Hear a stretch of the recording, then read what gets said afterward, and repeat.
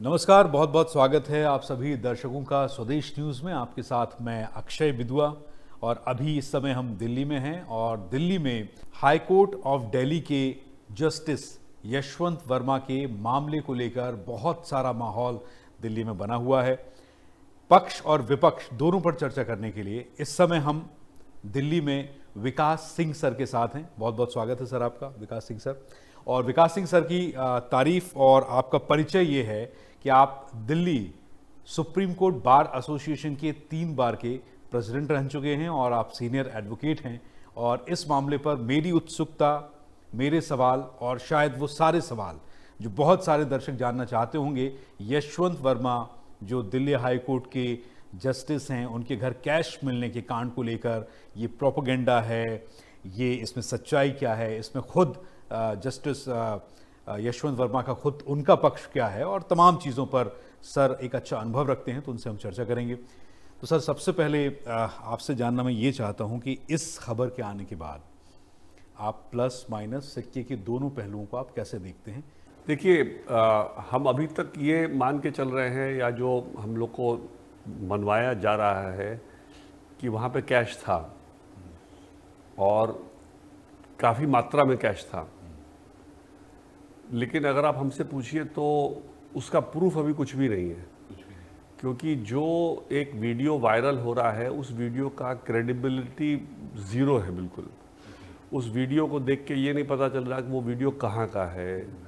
उस वीडियो के अंदर जो कैश दिख रहा है वो ये भी नहीं पता चल रहा कि एक्चुअल मनी है या मोनोपोली की मनी है या कोई लेकिन मैं ये भी मानता हूँ कि जब चीफ जस्टिस ऑफ इंडिया इस बात को सच मान रहे हैं तो ज़रूर कुछ ना कुछ उनके नज़रिया में कुछ ज़रूर पड़ा होगा जिसको उन्होंने सच माना है और उसके बेसिस पे इतना बड़ा कदम उठाया है। जुडिशियल वर्क विड्रॉ करना कोई मामूली कदम नहीं होता है।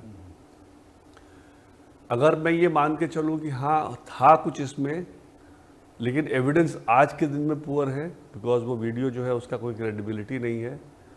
और जो एक फायर वाले का रिपोर्ट जो है जो कहता है कुछ बोरियों में रुपये पड़े, तो उसका भी कोई क्रेडिबिलिटी नहीं, क्योंकि उसमें उसने ना तो कोई बोरियां खोली हैं, ना गिनी है, ना कोई ये भी नहीं पता कि ऊपर बोरी के ऊपर मनी था कि पूरा बोरी पैसे से भरा था।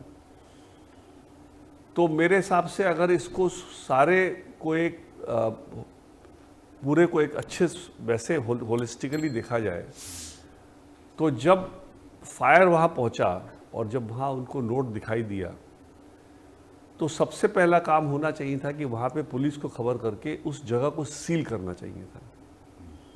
उस जगह को सील तब तक नहीं खोलना चाहिए था जब तक कि जस्टिस वर्मा का जो इंक्वायरी जो भी आप करने का सोच रहे हैं उस पर कोई डिसीजन न लिया जाए, क्योंकि तब आपको पता चलता है कि वहाँ एक्चुअली था क्या।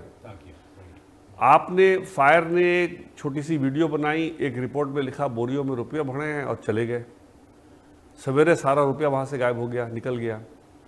कौन किसने निकाला, कब निकाला, कैसे निकाला, chief justice of Delhi high court को अगले दिन शाम को पता चला उस इंसिडेंट के बारे में। जब तक वो पहुँचे वहाँ तब तक रूम खाली था। तो अगर आपने उस सील नहीं किया, अगर वहाँ नोटों की गिनती नहीं हुई, अगर कोई पैसे का सीजर नहीं हुआ, तो कल को अगर आप मान लीजिए प्रूव करना चाहेंगे जस्टिस वर्मा के खिलाफ कि आपने कोई गलत काम किया था या आपने कोई प्रिवेंशन ऑफ करप्शन एक्ट किया या कोई करप्शन किया, तो आप कैसे प्रूव करेंगे? वो वीडियो तो टेस्टिमनी में स्टैंड करेगा नहीं, ना ही वो फायर का रिपोर्ट स्टैंड करेगा जो कहता है कि कुछ बोरियों में नोट भरे थे। इन दोनों वीडियो और उस फायर के ऑफिसर के नोट के अलावा कुछ भी नहीं है जो शो करे कि वहाँ पैसा। हाँ, मैं आपसे यही जानना चाह रहा हूँ। मैं ये सबसे बड़ा सवाल जो आपने, हमारे दर्शक जो आपको देख रहे हैं उनके मन में भी आ गया कि पैसा आउट हाउस में मिला, इसका कोई सबूत नहीं है सिर्फ उस वीडियो के अलावा, क्योंकि सबसे पहले जाने वालों में अग्निशमन विभाग जो है, जो फायर डिपार्टमेंट है, उसके लोग थे और उनकी रिपोर्ट में कहीं ये आया नहीं कि वहाँ कैश था। तो फिर किस बिना पे लोग, उनकी रिपोर्ट में आया है, आपने ध्यान नहीं दिया है। जो चीफ जस्टिस ऑफ इंडिया ने जो सुप्रीम कोर्ट के वेबसाइट में जो खुलासा किया है उस पर 2 चीज़ें आई हैं। एक तो वीडियो आया है और दूसरा एक फायर का हिंदी का एक रिपोर्ट है जिसके लास्ट लाइन में उसने एक लाइन ये लिख रखा है कि बोरियों में वहाँ कुछ नोट पड़े थे, 500 के नोट पड़े थे। लेकिन वो जो फायर का जो रिपोर्ट है, अगर बोरियों में रिपोर्ट पड़े थे तो उसको सीज होना चाहिए था, उसी समय करना चाहिए था सीज, काउंट होना चाहिए था, कितना नोट है काउंट होना चाहिए था। इसलिए वो जो रिपोर्ट है कि बोरियों में पड़े थे, उस रिपोर्ट का कोई मेरे हिसाब से कोई लीगल सिग्निफिकेंस नहीं है जब तक कि वो पैसा सीज ना हुआ। आज के दिन सब लोग कह रहे हैं 15 करोड़, कोई 50 करोड़ बोल रहा है, कोई कुछ बोल रहा है, लेकिन पैसा है कहाँ? पैसा तो सीज होना सबसे पहले जरूरी था। पैसा है कहाँ? और अगर पैसा जल गया हो सारा, तो पैसा जल गया तो भी कुछ नहीं बचा आपके पास। अगर सारा ही पैसा जल गया तो भी कुछ नहीं बचा, लेकिन सारा पैसा जल गया ये इनके रिपोर्ट के हिसाब से नहीं लगता है जो सुप्रीम कोर्ट के वेबसाइट से निकाला गया, क्योंकि उसमें ये लिखा है कि 3 बोरियों में नोट भरे थे, इसलिए वो जला नहीं है। जो जला है वो 3 बोरी तो नहीं था, 3 बोरी जो के अलावा जला है, जो भी जला है।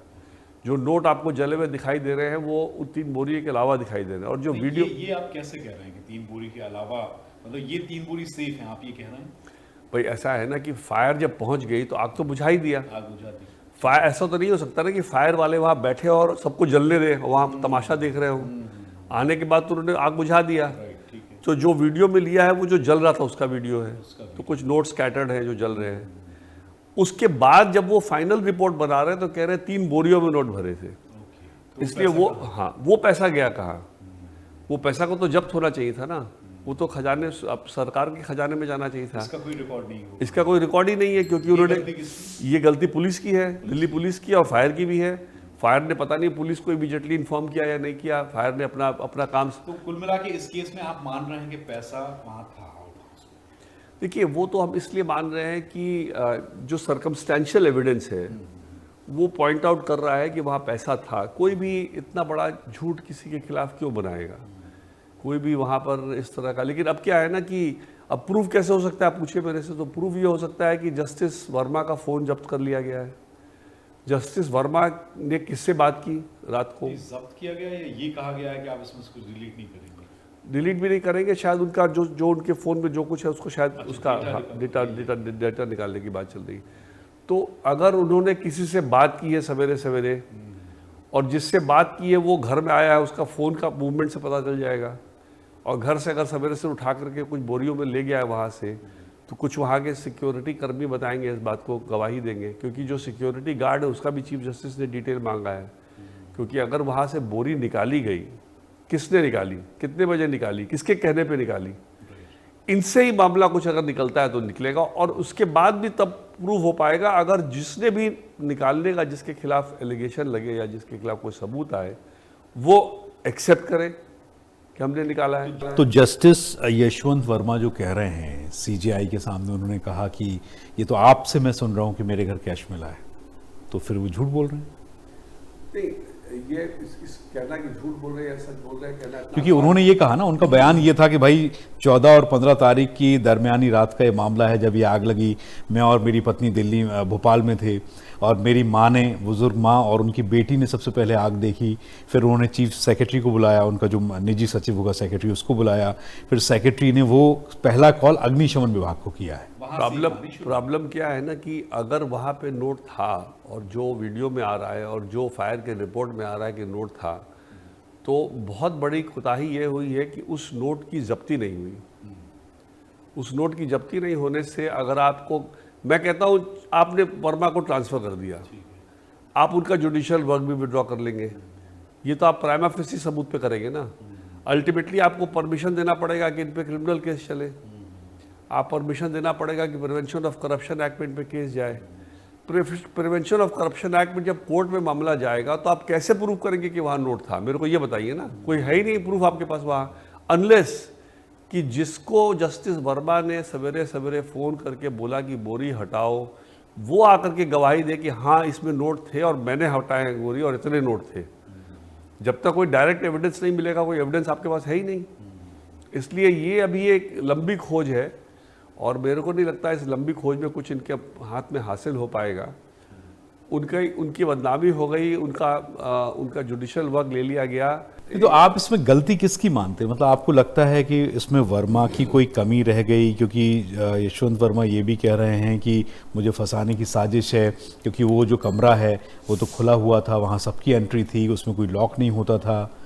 तो वो कह रहे हैं कि मुझे फंसाने की साजिश है। तो क्या इस तरह की चीज़ों से कुछ देखिए, अगर क्योंकि आपने समय बिताया है, एक बड़ा आपका पूरा जीवन लॉ में रहा है, जुडिशरी में रहा है, इस तरह की कोई प्रतिद्वंदिता या वैमनस्यता देखिए, अगर तो जस्टिस वर्मा का कोई भी इन्वॉल्वमेंट उन बोरियों को हटाने में अगर नहीं आता है, बिल्कुल भी नहीं आता है कि उन्होंने कोई बोरियां वहाँ से हटवाई हैं या वो जगह खाली करवाया है, उनके कहने से खाली हुआ है, तो उनका कहना है शायद सही है, क्योंकि उस जगह में आउट हाउस में क्यों पैसा कोई रखेगा, अपना रखेगा तो अपने बेडरूम में रखेगा या संभाल के रखेगा। बहुत सी सेफ जगह हो सकती है। तो इसलिए जो एक्सेसिबल तो वो भी बड़ी रकम, एक्सेसिबल जो गार्ड रूम के बगल का कमरा है, जो एक्सेसिबल है बाहर के लोगों के लिए, उस जगह आदमी क्यों रखेगा। लेकिन अगर वो पैसा सिर्फ रात भर ट्रांजिट में वहाँ रहना था, कहीं सवेरे कहीं जाना था, इनके कहने से रखा गया रात भर इनके एब्सेंस में, और अगर इनका कोई इन्वॉल्वमेंट आएगा उस पैसे को फाइनली डिस्पोज ऑफ कराने में, तो फिर सारी बात जो प्रोसिक्यूशन कह रही है या जो सारी बात जो उनके खिलाफ इल्ज़ाम लग रहे हैं वो भी सही निकल सकते हैं। इसलिए आज के दिन में टिप्पणी करना कि कौन सही है कौन गलत बड़ा मुश्किल है। जो अभी तक के सर्कमस्टेंशियल एविडेंस हैं वो तो ये पॉइंट आउट कर रहे हैं कि शायद वहाँ कुछ था, क्योंकि एक फायर वाले को एक झूठी वीडियो बनाने में क्या इंसेंटिव होगा। नहीं, झूठी वीडियो फायर ने नहीं बनाई, झूठी वीडियो के आरोप तो इस पर लग रहे हैं। मैंने कई जर्नलिस्ट को सुना है कि भाई सबसे पहले वीडियो की वैधानिकता की जांच होनी थी IFSL में, इंडियन फॉरेंसिक लेबोरेटरी, राइट, और ये जांच अभी सुप्रीम कोर्ट ने भी नहीं कराई। कुछ लोग ये भी कह रहे हैं कि भाई क्या सोशल मीडिया इतना स्ट्रांग है कि एक वीडियो कहीं से आता है, रेलेवेंट वीडियो, और वो किसी पे आक्षेप लगाने का सबसे बड़ा हथियार बन जाता है। और वो इतना बड़ा हथियार है कि CGI भी उसकी वैधानिकता की जांच ना कराकर सीधे आपने पब्लिक डोमेन में उसको ला दिया, क्योंकि वो उससे रिलेटेड है। देखिए, तो इस पे क्या है ना कि इसको थोड़ा सा डिफरेंट पहलू से देखना पड़ेगा। जो एक नॉर्मल आदमी ब्यूरोक्रेट होता है या नॉर्मल कोई पब्लिक सर्वेंट होता और उसके घर में पैसा पाया गया था, तो FIR पहले होता, उसके बाद ये इन्वेस्टिगेशन और ये सब बयानबाजी आती। चूँकि जजेस को एक सुप्रीम कोर्ट के जजमेंट के अंतर्गत एक प्रोटेक्शन दिया गया है, एक अम्ब्रेला दिया गया है कि इनके खिलाफ कोई केस दर्ज नहीं हो सकता जब तक कि CGI परमिशन ना दे, इसलिए सारा मामला लंबित रहता है CGI के परमिशन के लिए।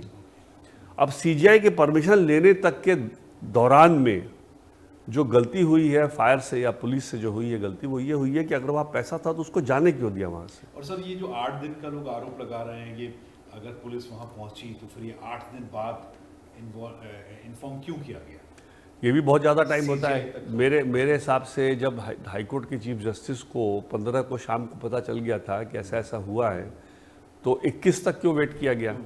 ये गलत बात है। इसमें तो इसका कोई जस्टिफिकेशन मेरे समझ से नहीं मिल सकता इस चीज़ का। लेकिन आप कुछ बोल पाएंगे कि ऐसा क्यों? रेड टेप है, ब्यूरोक्रेटिक रेड टेप ही कहेंगे और क्या। हाँ, बस इसमें समझिए कि हर लेवल पे अगर ऐसा होगा तो फिर तो मुझे लगता है कि हिंदुस्तान में भरोसा करने लायक फिर कोई रह नहीं है हमारे देश में। नहीं, मंशा जो ये रेड टेप इसलिए कहा, प्रेशर कह सकते हैं, मंशा कह सकते हैं। प्रेशर अब मैं नहीं कहूँगा, मैं ये कहूँगा कि हमने पहले भी सुना है कि बहुत से बड़े बड़े लोगों को जुडिशरी से रिलेटेड कुछ पैसा पकड़ाया, लेकिन वो मामला खुला नहीं। तो हो सकता है कोई कुछ ही लेवल पे उसको कवर। सलमान खान के केस में भी बड़ा आरोप लगे थे, इसलिए बड़ा मुश्किल है कहना कि क्या अंदर अंदर क्या हो रहा था। लेकिन जो डिले है इसको जस्टिफाई करना बहुत मुश्किल है। चीफ जस्टिस ऑफ इंडिया तक मामला पहुंचते और उनका डिसीजन आते 20 तारीख हो जाए, ये बात हजम नहीं होती, क्योंकि वो तो आज के दिन सब लोग फ़ोन पे अवेलेबल होते हैं और फ़ोन पे जा कर के बात। क्या उनसे कोई नहीं पूछ सकता है कि ये डिले क्यों हुआ? देखिए, अभी तक वो इस पर बोले भी नहीं है। सवाल तमाम उठे, मैं डिबेट्स देख रहा था बहुत सारे चैनल्स की, सवाल उठा कि भाई इसमें इतनी देर क्यों लगी? चीफ जस्टिस ऑफ इंडिया से तो आई डोंट थिंक किसी ने सवाल किया होगा, ना उन्होंने कोई जवाब दिया। पब्लिक डोमेन में सवाल उठ रहे हैं, पब्लिक डोमेन में उठते रहेंगे। पब्लिक डोमेन में बहुत से सवाल ऐसे हैं जो कि जवाब किसी के पास नहीं। एंकर्स अपने डिबेट में पूछ रहे हैं सवाल कि भाई नहीं, ठीक बात है, ठीक, जस्टिफाइड है, किसी का भी सोचना जस्टिफाइड है कि इतना टाइम क्यों वेस्ट हुआ। और अपडेट्स के लिए लाइक, फॉलो, शेयर जरूर करें। साथ ही YouTube पर बेल आइकन दबाना ना भूलें और विजिट करें हमारी वेबसाइट swedeshlive.com पर।